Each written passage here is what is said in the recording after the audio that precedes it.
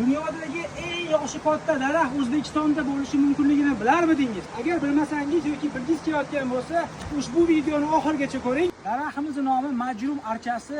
Majrum qishlog'ida joylashgan Jizzax viloyati Forish tumanida. Daraxtimiz yoshi 2500 yildan ziyod. Olimlar aytishlaricha, Iskandarning askarlari buni ekkan bo'lishlari mumkin. Endi tasavvur qilinglar, agar bu daraxtni haqiqatdan ham 2,5 yil oldin Iskandarni askarlar ekkan bo'lsa, Iskandar bu tarixni o'zgartirgan inson bo'lgan. Oddiy odamman, tarixga umuman hech qanaqa aloqam yo'q. Mana shu yerda o'tiribman-da hozir. Bular haqida gapirib. Вообще aqlga sig'mayapti. Balandligi 30 metrdan ziyod ekan. Qalinligini olsak 24 metr. Qancha menga vaqt kerak bo'ladi hozir daraxtni shunchaki aylanib o'tishga. Undan tashqari mana bu yerda ham bu bitta daraxt, bu ham o'shanga tegishli. Mana bu yerda ham syomka ketyapti. Sizlarga salom. Hali ham men aylanib o'tganim yo'q. Xalaq berganimcha uzr. Mana shu yerdan boshladim.